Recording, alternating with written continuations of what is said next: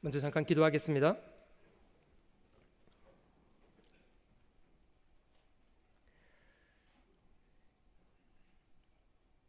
사랑하는 주님, 험악한 세상 속에서도 오늘 이 순간까지 저희를 주님의 풍성한 은혜 안에 품어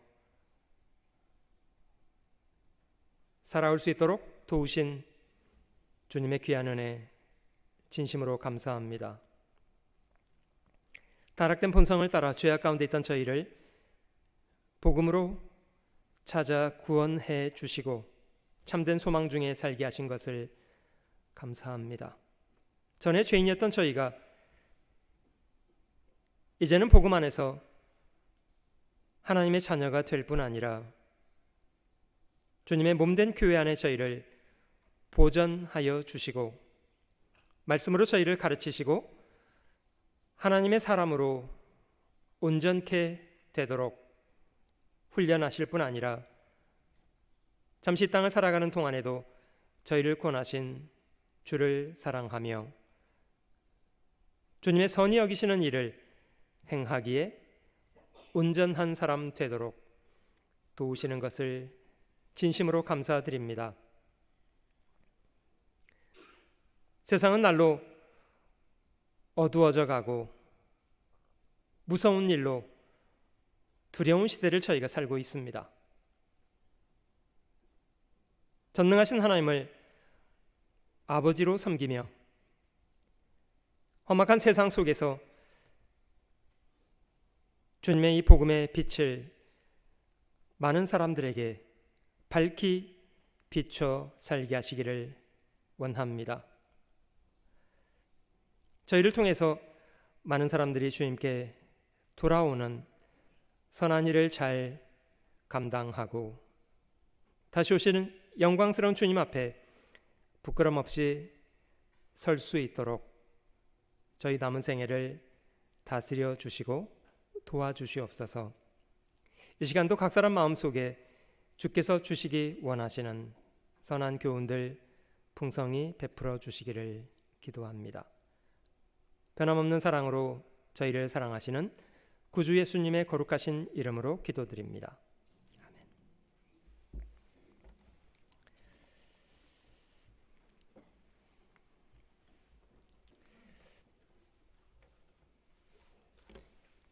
(2024년) 한 해가 거의 끝나가는 시간을 저희가 보내고 있습니다. 11월, 12월 두 달의 시간 저에게 남겨져 있고요. 모쪼록 저희가 연초에 주님 앞에서 서원했던 일들 차질 없이 잘 마무리할 수 있도록 최선을 다하실 수 있으면 좋겠습니다. 그 10월의 마지막 날은 많은 사람들이 할로윈을 기억하기도 합니다마는 그리스도인들인 저희에게는 대단히 중요한 사건을 기억해 볼 만한 시간이라고 생각합니다. 그 500년 전 1517년 10월의 마지막 그 날은 그 마틴 루터가 비텐베르크 성당에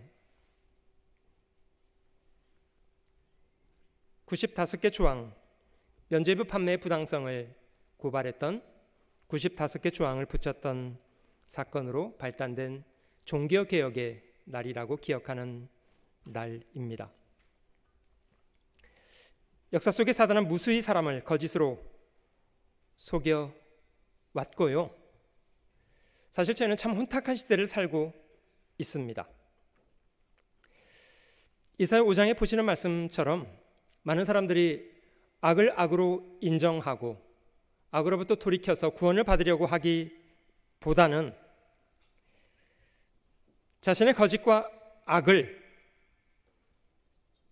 정의를 바꾸어서 자신은 마치 선한 사람인 것처럼 이 말씀은 이렇게 증거합니다. 악을 선하다고 정의하고 선을 악한 것이라고 정의하고 흑암을 광명이라고 말하고 광명을 흑암이라고 말하고 쓴 것을 단 것으로 삼고 단 것을 쓴 것으로 삼는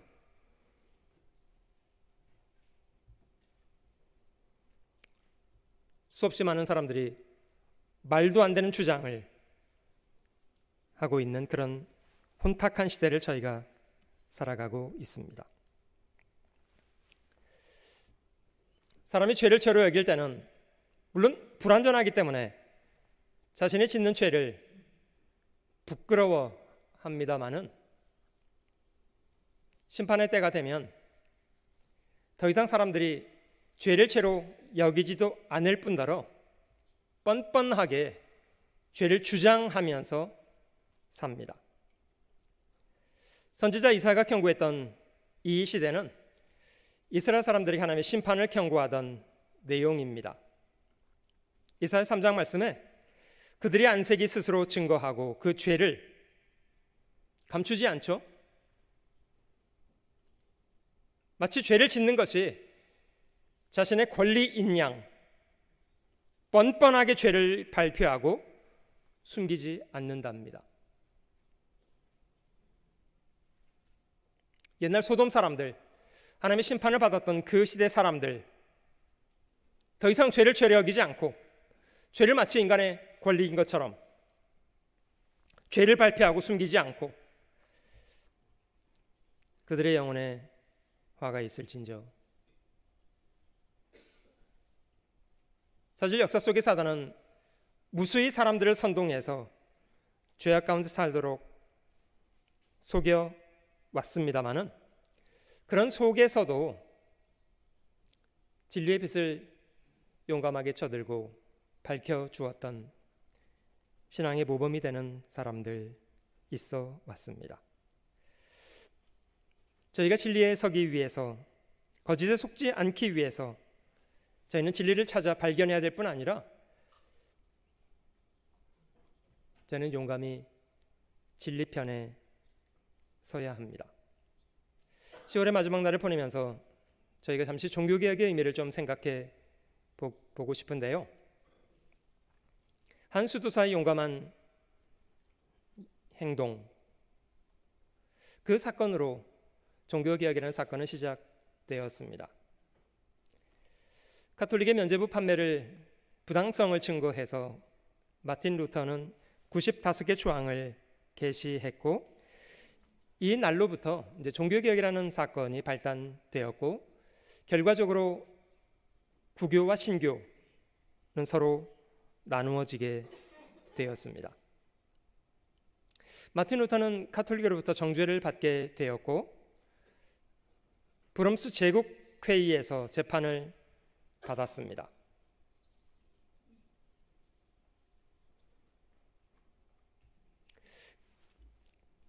그 재판 자리에서 루터는 대단히 의미 있는 증언을 남겼는데요. 루터의 증언을 제가 잠깐 인용해 드리겠습니다. 폐하께서 분명한 답변을 원하시니 다음과 같이 공손히 대답하겠습니다. 나는 성경의 증언을 통하여 또는 분명한 이유에 의하여 승복되기를 원합니다. 교회, 여기서 말하는 교회는 가톨릭 교회를 말합니다. 교회나 공의회는 자주 실수하고 자기당착에 빠져 있는 것이 확실하며 이들 말로는 믿을 수 없습니다. 따라서 성서나 명백한 이성적 근거라는 증거를 통해 제가 설득될 수 있다면, 그렇다면 저는 저로부터 나온 말을 설득될 수 없다면, 그렇다면 저는 저로부터 나온 말을 따르겠습니다. 그리고 제 양심이 하나님의 말씀에 사로잡혀 있는 한 저는 아무것도 철회할 수 없고 그렇게 하지도 않을 것입니다. 왜냐하면 양심을 거스리는 일은 위험하고 불행을 초래하기 때문입니다. 하나님이여 저를 도우소서. 아멘. 종교개혁자들이 이런 주장하기 이전에도 성경을 영어로 번역했던 위클리프스나 보헤미아의 후스, 발도파, 이런 사람들의 선각자들이 있었고, 저희가 기억하는 루터, 쯔빙글리, 스위스의 칼빈, 이런 사람들은 다시 성경으로 돌아가야 된다는 분명한 증거를 용기 있게 제시했습니다. 결과적으로 청교도들이 등장하게 되었고, 저희가 사는 미국은 청교도의 영향을 지대하게 받은 나라입니다. 참된 신앙을 지키기 위해서 어마어마한 희생을 기꺼이 감수했던 신앙의 선배들의 무거운 빚을 저희는 지고 있습니다. 말씀을 향한 그들의 순수함, 불의에 굴복하지 않았던 그들의 용기, 어마어마한 열정과 수고는 저희가 잘 배워야 될 부분이라고 생각합니다. 그들은 신앙의 5가지 모토를 이렇게 제시했습니다. 종교개혁 전 1000년의 시간, 긴 시간 중세의 가톨릭은 버젓이 다른 것을 사람에게 심어왔고, 종교개혁자들은 그런 벗어난 가치들로부터 다시 올바른 가치로 돌아가야 한다고 주장했습니다. 이 5가지는 저희도 함께 기억해 보도록 하겠습니다. 오직 말씀으로,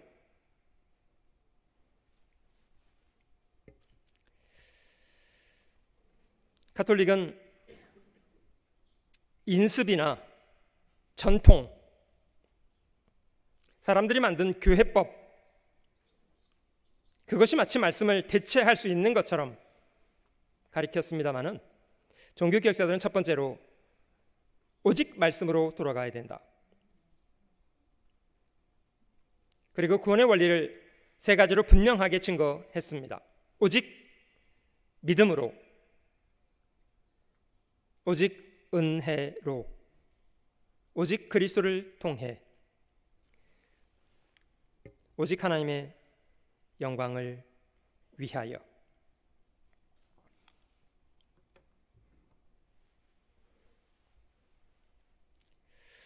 오늘 아침에 저희는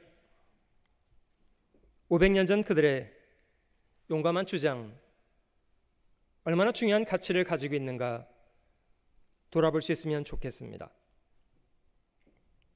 그들의 그런 노력으로 인해서 많은 사람들은 다시 성경적인 가치를 돌아볼 수 있게 되었고, 저희는 자유롭게 성경을 읽고 배우는 그런 환경을 누리고 살아가고 있습니다.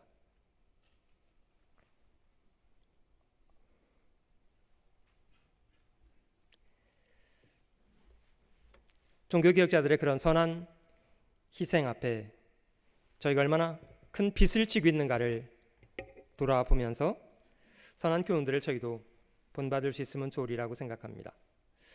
오늘 저는 여러분들과 함께 진리를 구하는 질문들을 같이 나눠보려고 합니다. 짧은 시간 동안 핵심적인 질문들 중심으로 4가지만 저희가 질문을 같이 좀 해보도록 하겠습니다. 질문이 분명하면 답변도 분명할 수 있습니다.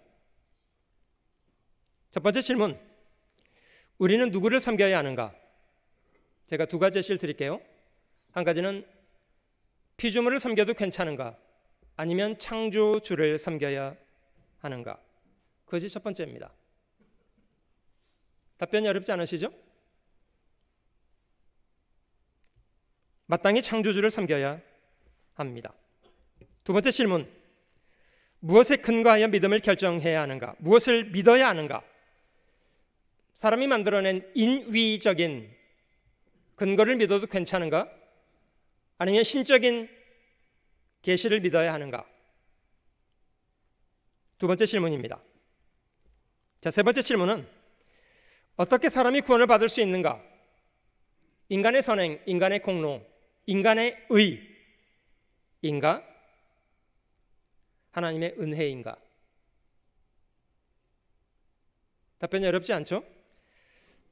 네 번째 질문은 구원받은 사람이 되었다면 마음속에 무엇을 소망하며 살아야 하는가? 잠시 이 땅에 세속적인 부귀와 영광을 추구하고 살 것인가? 아니면 내세의 영원한 영광을 추구할 것인가? 저희가 이론적으로 답변하는 건 어렵지 않습니다. 그러나 실제 그렇게 사는 것은 쉬운 것만은 아닙니다. 성경 전체를 아우르는 질문들입니다만은 저희가 이런 질문들의 답변을 준비해 보면서 마음속의 생각을 정리할 수 있으리라고 생각합니다. 첫 번째 질문, 피조물과 창조주 사이에 우리는 누구를 섬겨야 하는가?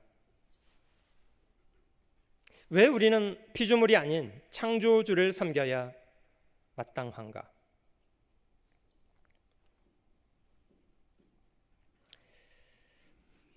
사도행전 17장에 바울의 아레오바고 설교 가운데는 바울은 하나님을 세 가지 의미로 설명했습니다.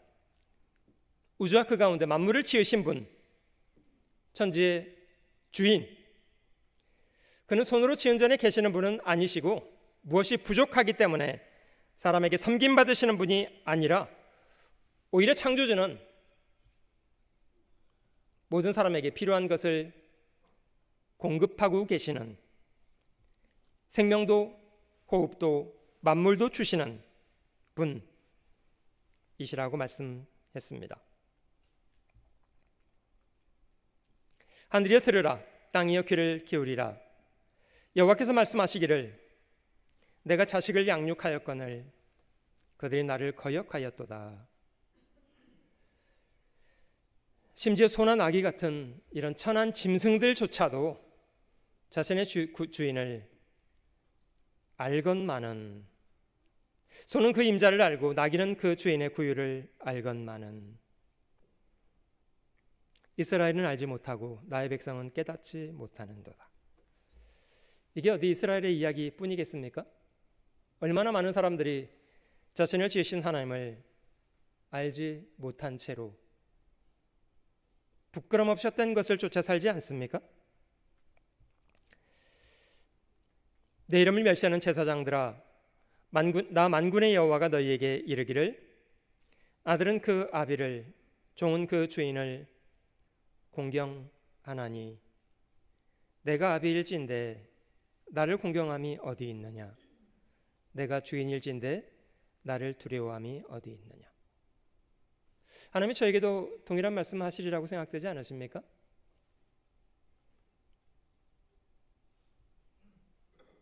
한 아이가 태어나고 자라면서 아이는 부모로부터 얼마나 많은 은혜를 입어서 태어나고 성장하지 않았습니까?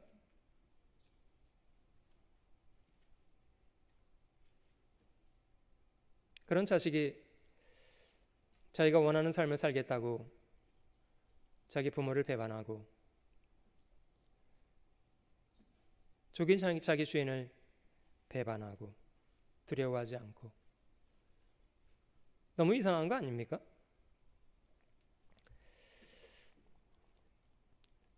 하나님은 저희가 사는 땅과 만물을 지으신 분이시고 모든 사람에게 생명도 호흡도 만물도 주고 계시는 분이십니다. 우리가 그 하나님을 하나님으로 인정하고 존중하는 것이 왜 마땅치 않습니까? 하나님은 자신의 이름을 여호와라고 말씀하셨는데요, 스스로 계시는 분, 이런 뜻이죠. 이는 내 이름이라, 나는 내 영광을 다른 자에게, 내 찬성을 우상에게 주지 아니하리라. 자신에게 모든 걸 주신 하나님은 거절한 채로 자기 손으로 깎아 만들어 놓은 것, 그것을 섬긴다고요?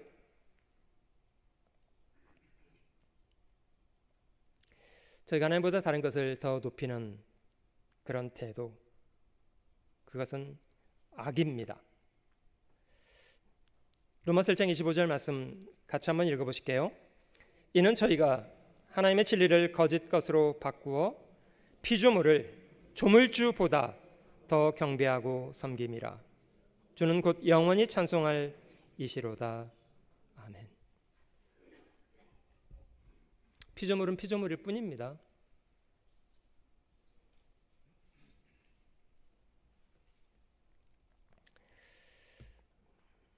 아브라함에게 백세에 얻었던 아들 이삭은 얼마나 소중한 사람입니까?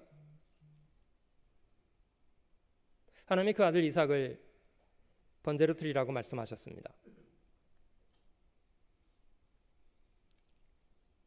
분명히 아브라함도 그런 하나님의 요구가 쉽지 않았으리라고 생각합니다. 대단히 고통스러웠으리라고 생각합니다. 아브라함이 참 잘했던 것은 자기 아들 이삭을 주신 하나님보다 앞세우지 않았습니다. 그 귀한 자식을 자신에게 주신 분 하나님 아니십니까? 슬쩍 하나님보다도 더 중요하게 여기는 것을 두는 것, 그걸 우상숭배라고 합니다. 중세 카톨릭은 무던히도 사람에게 사람을 높이는 일을 해왔습니다. 사람들을 높이고 사제, 교황, 성인, 성모 마리아를 추앙하게 하고, 우리 시대도 얼마나 많은 사람들이 사람을 지나치게 추앙하지 않습니까? 2000년 전 유대인들 대단히 종교적인 사람들이었습니다. 그들도 백성들을 인도하는 지도자들에 대해서 존경했고 따랐습니다. 그러나 무분별했습니다. 그들이 버젓이 성경 아닌 것을 가리켜도 겁없이 쫓아갔습니다. 예수님도 경고하셨습니다마는 심은 것마다 내 천부께서 심으시지 않은 것은 뽑힐 것이니 그냥 두랍니다. 소경이 되어 소경을 인도하는 사람, 둘 다 심판을 받게 될지라도 주님은 내어버려 두시랍니다.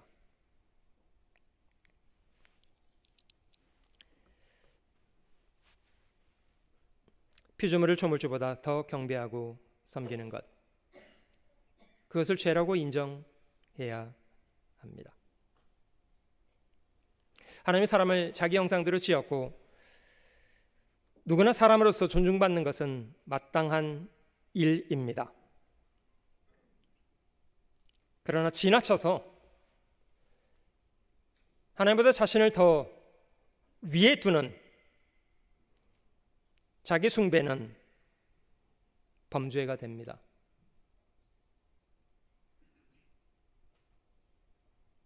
수없이 많은 사람들이 하나님께서 원하시는 것을 알면서도 뻔뻔하게 불순종합니다. 이는 이와 같대요. 하나님은 원하실지라도 자기가 원치 않는데요. 자기가 내키지 않기 때문에 하지 않겠대요. 여러분, 이런 사람은 마음속에 하나님과 자신 사이에 누가 더 우위를 점하고 있는 겁니까? 누가 더 위에 있습니까?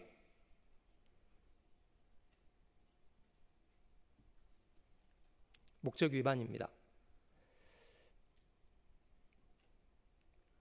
우리 자신도 피조물이라는 것을 인정하고 하나님 앞에 내려오는 것이 마땅합니다.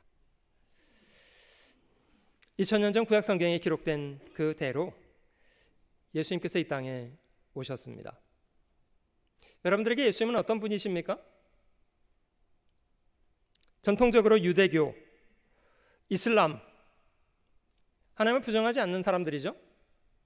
그런데 그들은 예수 그리스도의 신성에 대해서는 부정하는 편에 섰습니다.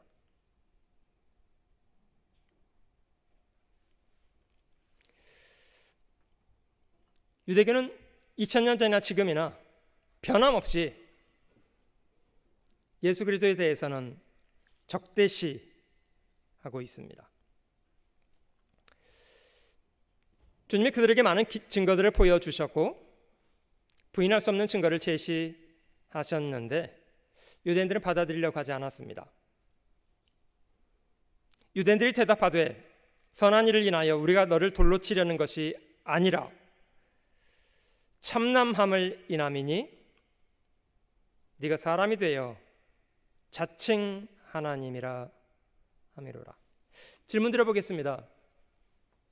예수님은 누구십니까? 사람이 자신을 스스로 하나님이라고 주장했던 미치광이였습니까? 아니면 실제로 하나님이 사람으로 나셨던 분입니까?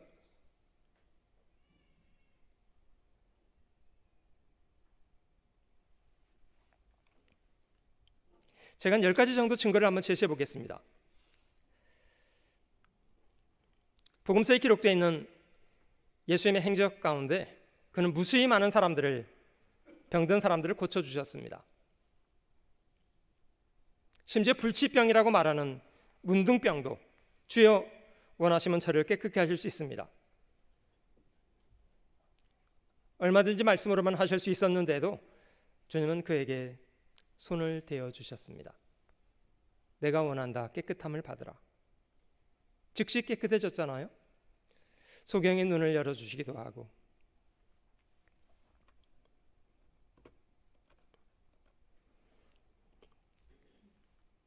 귀신 들린 사람의 귀신을 쫓아내 주시고 영적인 세계에 대해서 지배력을 행사하시죠. 보리떡 5개로 5,000명을 먹이셨습니다. 굳이 보리떡이 필요하지 없었을지라도 못하셨겠습니까?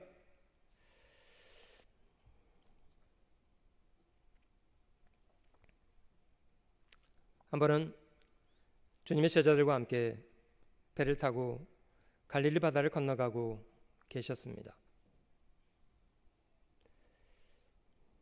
풍랑이 일어나고 물이 들어오는 상황 속에서도 주님은 배에서 고단한 몸을 누이시고 베개를 하고 주무셨다고 하지 않습니까?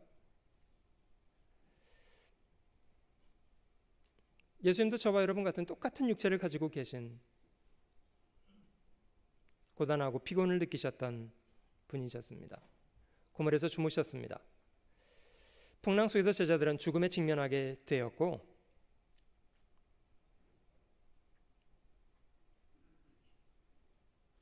두려운 제자들은 주님을 깨웠다고 합니다. 주님, 저희가 죽게 되었습니다. 돌아보지 않으십니까? 잠에서 일어나신 주님이 상황을 보시고 제자들에게 말씀을 하셨는데 오히려 꾸짖으셨답니다. 어찌하여 이렇게 두려워하느냐?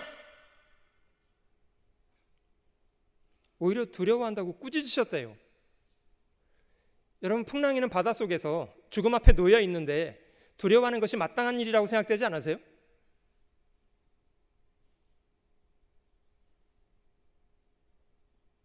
아마 제자들은 생각했으리라고 생각합니다. 이분이 지금 좀 잠이 덜 깨셔서 상황 파악이 안 되시나? 주님 보시라고요. 지금 이게 두려워하지 않은 상황이냐고요. 조금 전까지 자신의 몸도 가누지 못하고 주무셨던 그분이 바다를 향해서 말씀하셨다고 하잖아요. 고요하고 잠잠하라.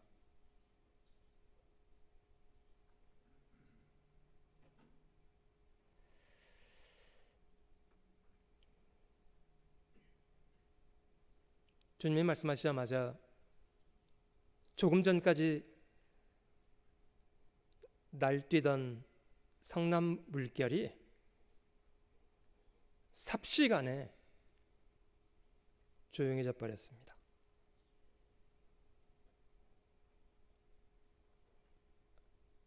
아마도 바람 한 조각, 물결 하나도 미동조차 하지 않는 그런 정적이 순간 흘렀으리라고 생각합니다. 여러분들이 그 자리에 계셨다면 무엇을 느꼈으리라고 생각합니까? 두렵지 않았겠어요?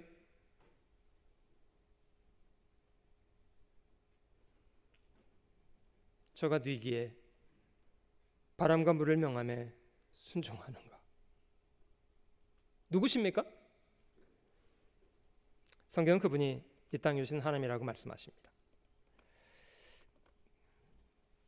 한 번은 중풍병든 친구를 내 친구가 메어와서 지붕을 뚫고, 참 극성스러운 사람들이잖아요. 주님 앞에 내렸습니다.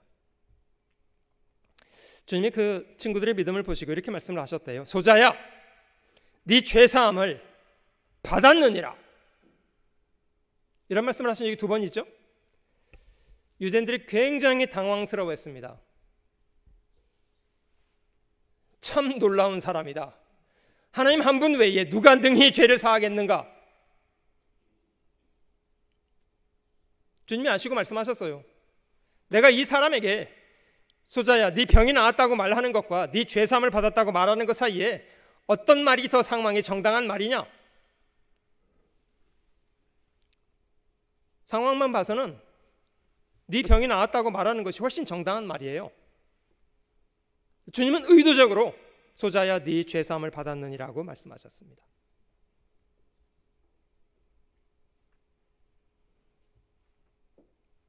인자가 세상에 있는 동안 죄를 사는 권세가 있는 줄을 너희로 알게 하려 합니다. 그리고 주님은 중풍병자에게 말씀하시기를 네 침상을 들고 가라. 조금 전까지 자기 몸을 못 가눠서 친구들에게 매여왔던 그 사람이 움직이기 시작했습니다.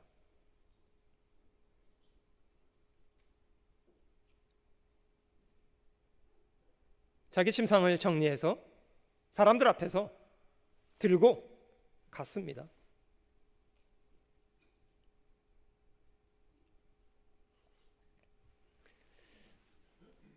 소자야, 네 죄사함을 받았느니라. 주님이 곧 이 땅에 오신 하나님이시라는 것을 증거해 주셨습니다. 죽은 사람을 세 사람 살렸고 십자가 죽으시기 직전에 나사로를 살리실 때는 죽은 지 나흘 됐던 사람을 살리셨습니다. 주님은 사람들이 설명해야 비로소 무엇을 이해하시는 분이 아니라 이미 모든 것을 다 아시고 계셨습니다.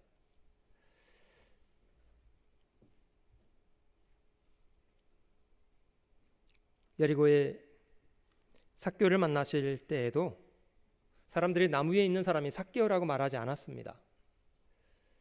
주님은 그냥 다 알고 계셨습니다.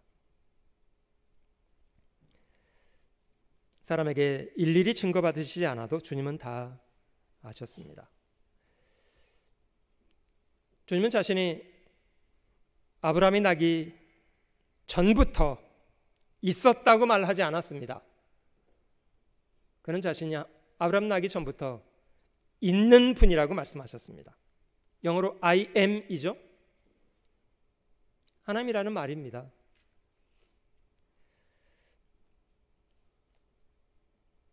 마태복음 6장에 보면 산상수훈의 교훈 가운데 주님은 이렇게 말씀하셨습니다. 옛사람에게 이렇게 말했다는 걸 너희가 들었다. 많은 선지자들은 하나님의 말씀을 전달하는 입장에서 사람들에게 말씀했습니다. 예수님은요? 하나님의 말씀을 전달하는 입장으로 말했습니까? 옛사람에게 이렇게 말하였다는 걸 들었으나 나는 너에게 말하기를. 주님 마치 하나님의 사람에게 직접 말씀하시는 것처럼 말씀하셨습니다.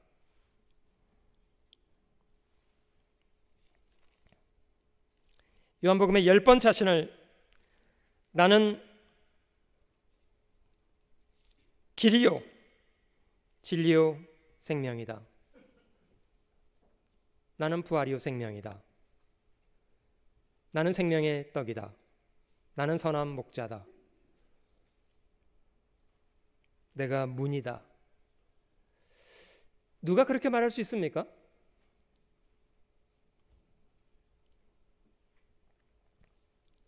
인간 역사에 어마어마한 영향을 미쳤습니다. 그는 성경에 기록된 대로 십자가에 죽으셨고 성경에 기록된 대로 3일 만에 죽음의 권세를 깨뜨리고 부활하셨습니다. 그의 무덤은 있었습니다마는 그의 누였던 몸은 그곳에 있지 않았습니다. 제자들이 부활하신 주님을 만났을 때 한결같이 주님을 배반하고 도망갔던 제자들은 그분을 바르게 인식할 수 있게 되었습니다. 이 그림은 내가 주님의 창자국에 손을 넣어보고 못자국에 손가락을 넣어보지 않고는 믿지 못하겠다던 도마죠. 도마는 이런 고백을 했습니다. 나의 주시며 나의 하나님이십니다.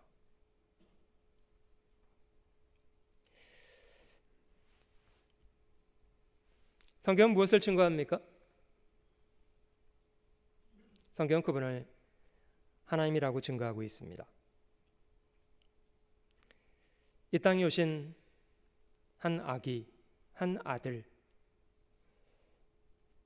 구약성경 이사야는 그의 신분을 이렇게 증거했습니다. 그 어깨는 정사를 메었고 그 이름은 기묘자, 영어로 원더풀입니다. 놀라우신 분. 그는 우리를 위로하시는 조력자, 모사. 세 번째와 네 번째는 그는 전능하신 하나님이시고 영존하시는 아버지, 영원하신 하나님이 이 땅에 사람으로 오신 분, 그렇게 증거합니다. 우리는 누구를 섬기는가? 우리는 만물을 지으신 조물주를 섬기고 이 땅에 사람으로 나신 주 예수 그리스도, 그분을 섬깁니다. 두 번째 질문은 저희는 무엇을 믿는 것이 마땅한가에 대한 겁니다.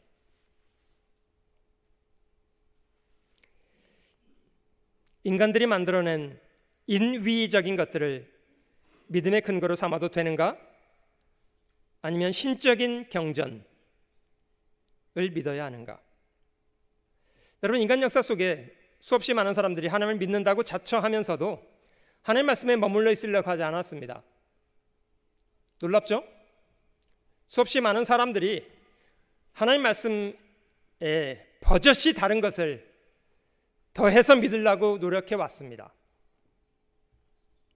2000년 전 유대인들은 성경 외에 장로들의 유전을 더해서 믿으려고 했습니다. 나중에는 주객이 뒤집어져서 하나님 말씀보다는 인간 유전을 더 중요하게 여겼습니다.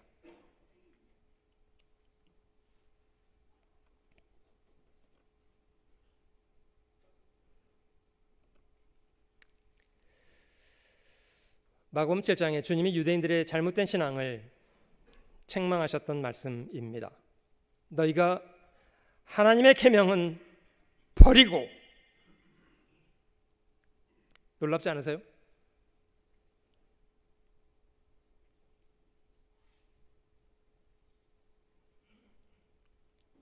하나님을 어떻게 여기면 하나님의 계명은 버리는 결정을 할 수가 있습니까?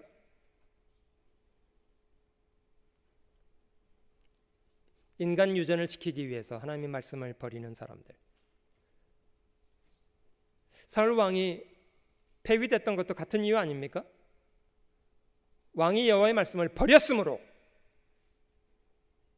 사울도 폐위를 당했습니다.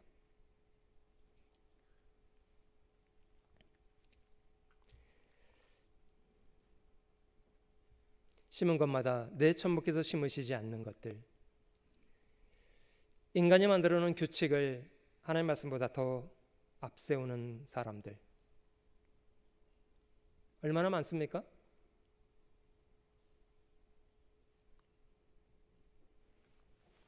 소경되어서 소경을 인도하는 사람들,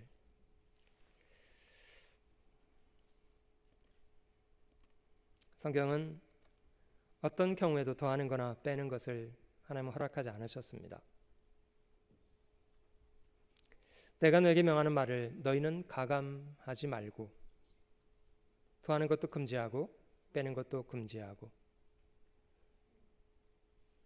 여러분, 많은 사람들이 성경을 읽으면서 그냥 자기 입맛에 맞는 걸 취사 선택해서 믿고 싶어 합니다.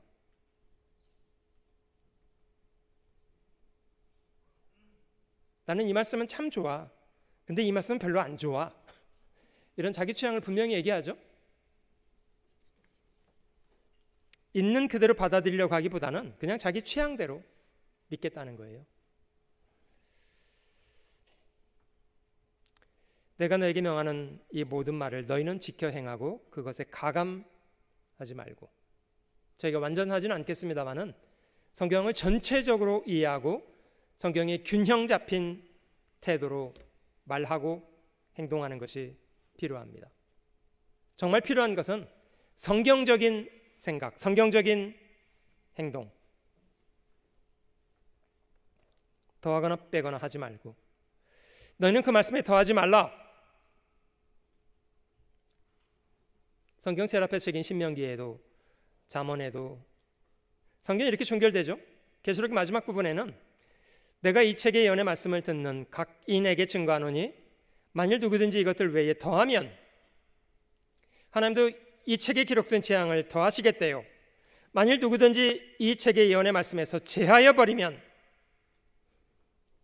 하나님 이 책에 기록된 생명나무와 및 거룩한 성의 참여함을 제하여 버리시리라. 얼마나 무서운 말이지 않아요?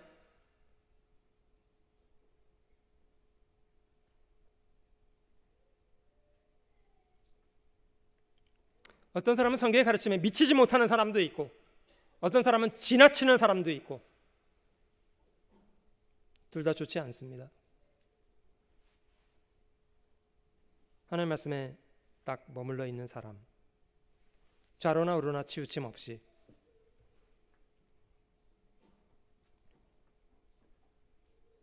요한복음 1장에 태초에 말씀이 계시니라 이 말씀이 하나님과 함께 계셨으니 이 말씀은 곧 하나님이시니라. 성경은 하나님과 말씀을 분리시키지 않았습니다. 그 말씀이 인간으로 이 땅에 오신 분이 예수 그리스도셨고요. 저희가 정말 하나님을 사랑하고 하나님을 공경하고 하나님을 가까이하고 하나님과 동행하는 사람이라면 그 사람은 하나님의 말씀을 가까이하고 사랑하고 순종하고 동행하는 사람입니다.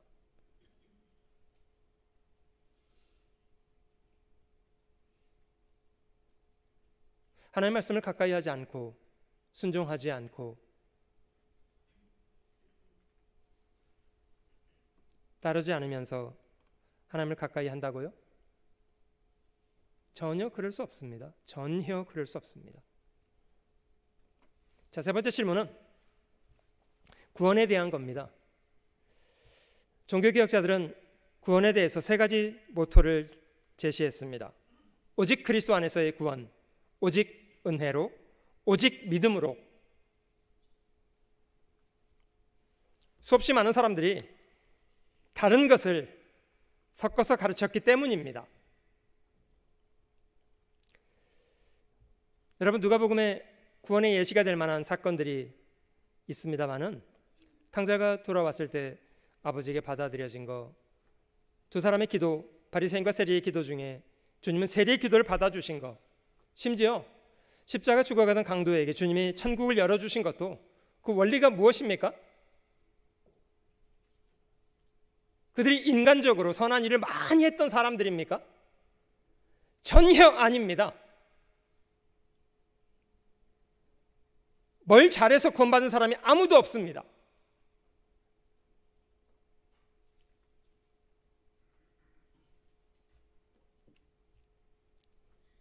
성경은 오히려 죄인들에게 한 가지를 명령하십니다. 회개하고 복음을 믿으라.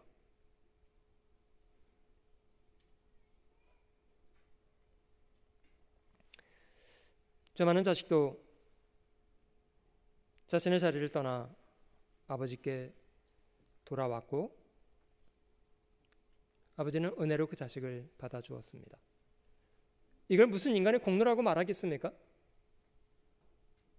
그냥 자격 없는 자식에게 아버지의 사랑으로 베풀어 주신 은혜였습니다.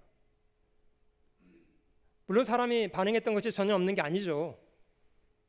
그는 돌아왔고 아버지의 사랑을 받아들였고 이런 반응이 있었잖아요.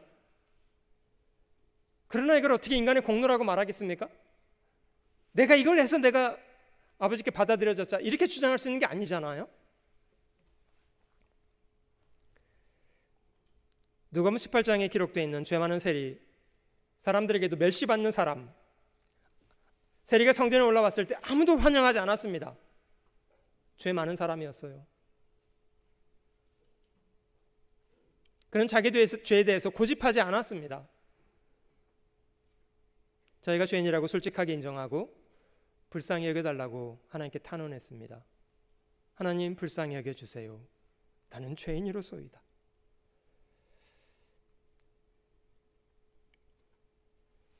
하나님께서 그 죄 많은 사람을 받아주신 것은 그 죄인이 공로가 있어서입니까? 그는 비록 큰 죄인이었지만 하나님께 돌아왔고 하나님을 신뢰했습니다.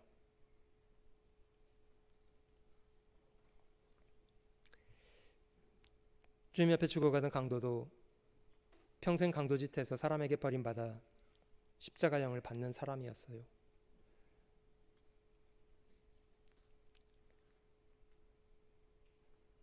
자신들이 저지른 죄에 대해서 그는 솔직했습니다. 반대편의 강도가 네가 그리스도면 너와 우리를 구원하라고 떼기장을 쓸 때에도 한편 강도는 단호하게 말했습니다. 우리는 우리 행한 일에 상당한 형벌을 받는 것이다. 억울한 것이 아니다. 그는 자신의 죄에 대해서 솔직했습니다. 예수는 자기 같은 사람이 아니라고 분명히 인정했고 생의 마지막 순간에 자신의 운명을 주님께 부탁드리잖아요. 즉시 받아주었습니다. 탕자의 회복은 인간의 공로인가 아버지의 은혜인가? 저희가 구원받는 원리는 한 가지입니다. 오직 그리스도로만, 오직 하나님이 베푸시는 은혜로만. 사람이 저희가 반응할 것이 있죠. 믿음, 복음을 믿는 것입니다. 주님 말씀 속에 바리새인들, 사두개인들, 무신론자들은 아닙니다. 근데 주님은 바리새인과 사두개인들의 누룩을 주의해야 된다고 경고했습니다. 12절, 그제야 제자들이 떡의 누룩이 아니요 바리새인과 사두개인들의 교훈, 잘못된 교훈이죠. 마치 사람이 율법을 지킬 수 있는 것처럼 가르치고 율법을 지켜서 선해질 것처럼 가르치고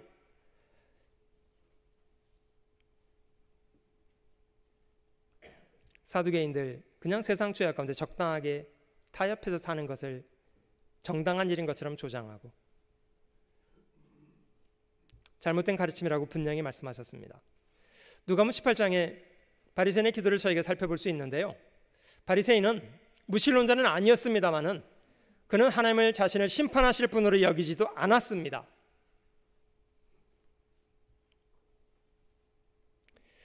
바리새인이 자신을 의롭다고 여겼던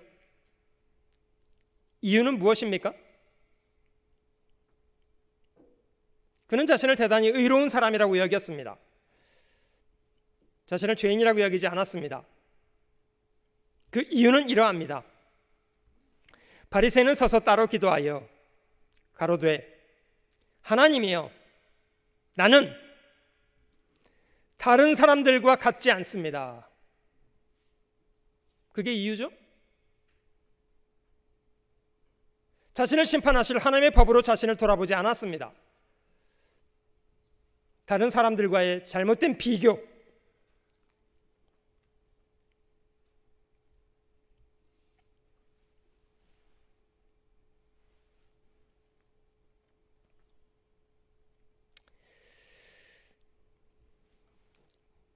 결과적으로 바리새인은 자기가 하나님 앞에 죄인이라는 사실조차 깨닫지 못하는 소경이 되어 버렸고요. 성경 분명히 경고합니다. 율법행위에 속한 자들은 저주 아래 있다. 바리새인처럼 율법을 열심히 지키려고 노력하는 사람들이 오히려 저주 아래 있다. 왜냐? 진정하게 볼 것을 보지 못하기 때문입니다. 율법을 지키려면 기록된 바 누구든지 율법책에 기록된 대로 온갖 일을 항상 행하여야 하는 것이 기준입니다. 그런데 그렇게 지키지 못하면서 다른 사람보다 조금 더 선하게 살았다는 것을 지나치게 여겨서 마치 자신은 선하고 의로운 사람인 것처럼 스스로 여겼던 소경이었습니다. 하나님이 율법을 주셨습니다마는, 하라 하지 말라를 명령하셨습니다마는 율법을 사람이 지킬 것을 기대서 주신 것 아니잖아요. 로마서 3장에 그러므로 율법의 행위로 그의 앞에 의롭다 하심을 얻을 육체가 엄난입니다. 아무도 없습니다. 율법으로는 죄를 깨달음.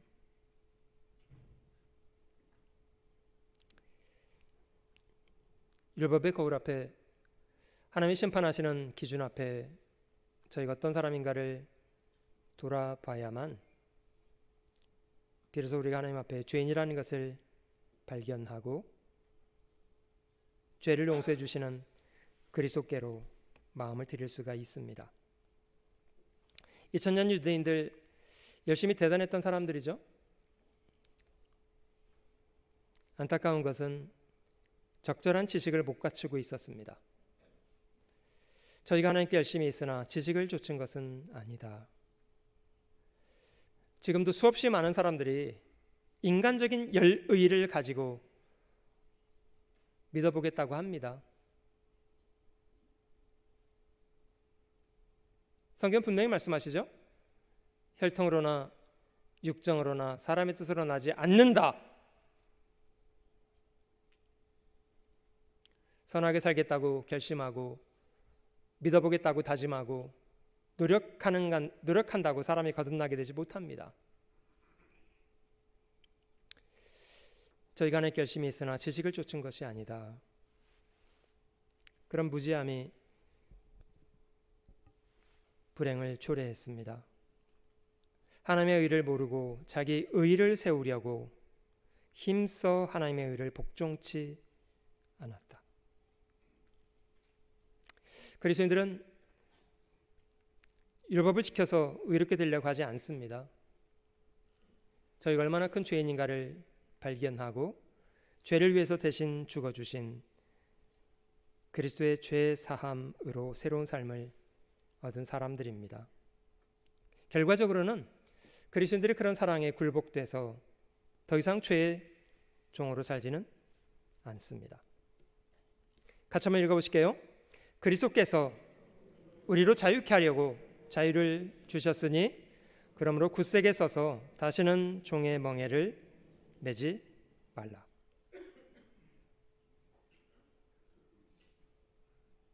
죄인이어서 구원받은 것 사실입니다. 그러나 구원받은 사람이 되어서 더 이상 죄악 가운데 살려고 하지는 않습니다. 그런즉 우리가 무슨 말 하리요? 은혜를 더하게 하려고 죄에 거하겠느뇨? 그럴 수 없느니라. 죄에 대하여 죽은 우리가 어찌 그 가운데 더 살리요? 그리스도인들에게 이런 다짐은 정말 중요한 다짐이라고 생각합니다. 정말 구원받은 사람이라면 이제는 저희를 구원하신 주님을 사랑하고 주님이 선히 여기시는 일에 마음을 들여서 살기를 열망해야 마땅합니다.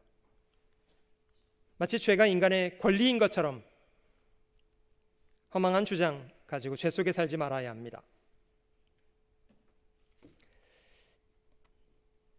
자, 마지막 질문.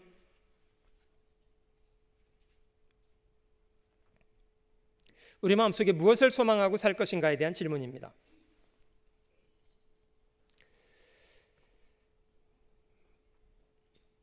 왜 사냐고 질문하신다면 뭐라고 답변하시겠습니까? 나도 한번 잘 살아보고 싶어요. 그게 소망이신가요? 나도 성공해보고 싶어요. 그게 그리스도인들의 소망인가요? 심지어 예수 믿는 세계 속에서도 이 세상의 현세적인 축복을 목말라 하는 무수한 사람들이 있습니다. 좋은 집에 살고 좋은 차 타고 다니고 편안하게 살고 이런 것을 하나님의 축복이라고 여기는 사람들이 많이 있습니다.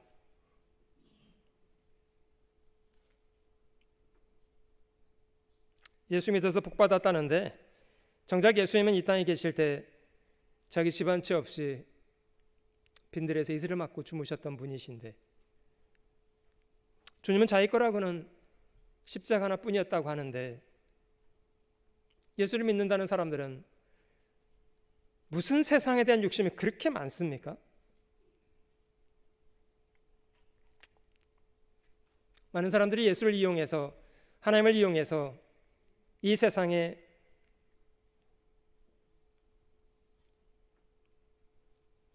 부유한 삶을 얻고자 합니다.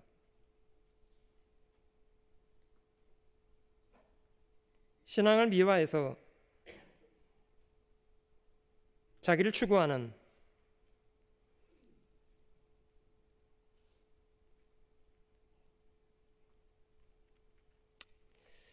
예수 믿으면 잘 된다고 가리키는 무수한 설교자들,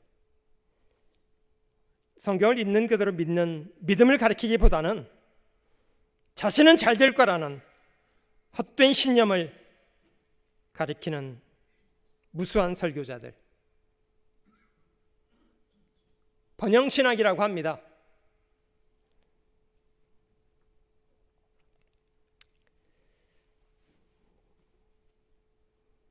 주님이 저에게 주시기 원하시는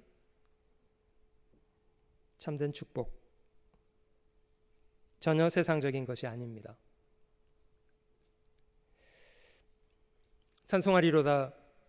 하나님 곧 우리 주 예수 그리스도의 아버지께서 그리스도 안에서 하늘에 속한 모든 신령한 복으로 우리에게 복 주시되. 하나님은 자신과 함께 영원히 함께 사는 영생을 주시기 원하셨습니다. 베드로전서 1장에 있는 말씀에도 찬송하리로다. 우리 주 예수 그리스도의 아버지 하나님이 그 많으신 긍휼대로 예수 그리스도의 죽은 자 가운데서 부활하심으로 말미암아 우리를 거듭나게 하사 산 소망이 있게 하시며. 사절은 같이 읽어보실게요. 썩지 않고 더럽지 않고 쇠하지 아니하는 기업을 있게 하시나니 곧 너희를 위하여 하늘에 간직하신 것이라. 그리스도인 저희에게도 범사에 잘되고 강건한 것도 필요합니다.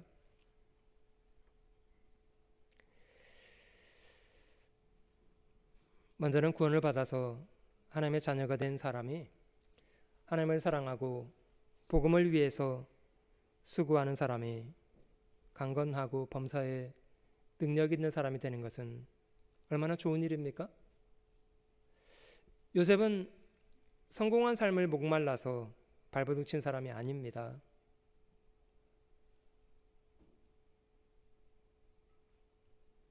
그는 언제나 하나님 앞에 자신을 들여 살고자 하는 사람이었고, 하나님이 그를 종으로 팔려가기도 하고 감옥에도 연단하기도 하고 그랬습니다마는,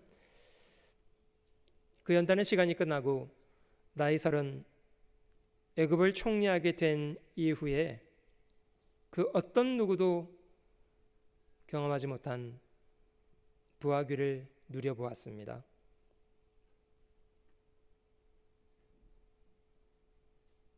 요셉은 마음으로 하나님을 사랑했던 사람이고 하나님은 그에게 형통한 삶을 주셨습니다.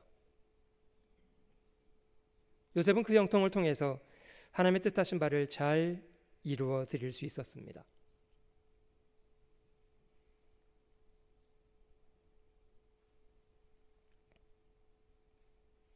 자기를 추구하고 헛된 즐거움을 위해서 솔로몬 같은 인생을 목말라지 말아야 합니다.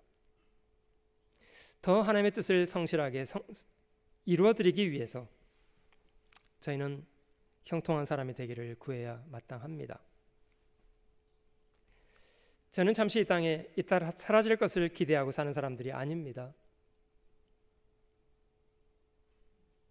보이는 소망은 소망이 아니랍니다.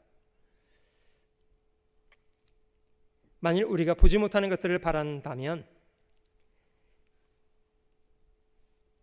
인내하고 잘 기다려 살아야 합니다. 10월의 마지막 날 종교개혁을 기억하던 시간에 우리 신앙의 선배들이 보여주었던 선한 모범을 마음속에 잘 기억해 볼 수 있으면 좋겠습니다. 그들의 순수한 용기와 열정, 어마어마한 수고들, 사도행전에 기록되어 있는 초대교회의 모범, 참 저에게도 좋은 교훈이라고 생각됩니다마는 정말 어두운 세상 속에 복음의 빛을 밝히 비추어서 거짓 가운데, 죄악 가운데 헤매이는 많은 사람들을 힘있게 주께 돌아오게 하는 귀한 인생을 살아갈 수 있어야 되겠다고 생각합니다.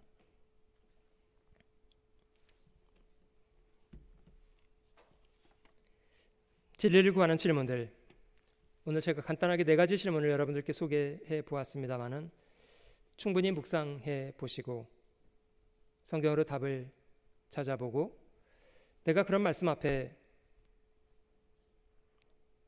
그냥 구경하는 사람 되지 마시고요, 그 말씀을 잘 실천하여 살아가는 힘 있는 사람들 됐으면 좋겠습니다. 같이 기도하겠습니다. 살아계시는 주 하나님, 복음으로 저희를 구원해 주시고 참된 소망 중에 살게 하신 것을 진심으로 감사드립니다. 세상은 날로 어두워져 가고 죄악의 파도가 난무하는 험악한 세상을 저희가 살고 있습니다. 수없이 많은 사람들이 거짓에 매여 영원한 멸망 가운데로 떠내려가고 있는 것을 저희가 무능하게 쳐다보고 있지 않고 그들에게 복음의 밝은 빛을 비추어 주고 담대하게 그들에게 복음을 증거해서 많은 사람을 주께 돌아오게 하는 선한 일을 잘 감당토록 저희를 힘있게 하시기를 원합니다. 그리스도인들이 이 일을 감당하지 못한다면 세상에 무슨 소망이 있습니까? 주님, 저희를 힘있게 하셔서 주님 저에게 기대하시는 선한 일들 능력 있게 잘 감당토록 도와주시옵소서.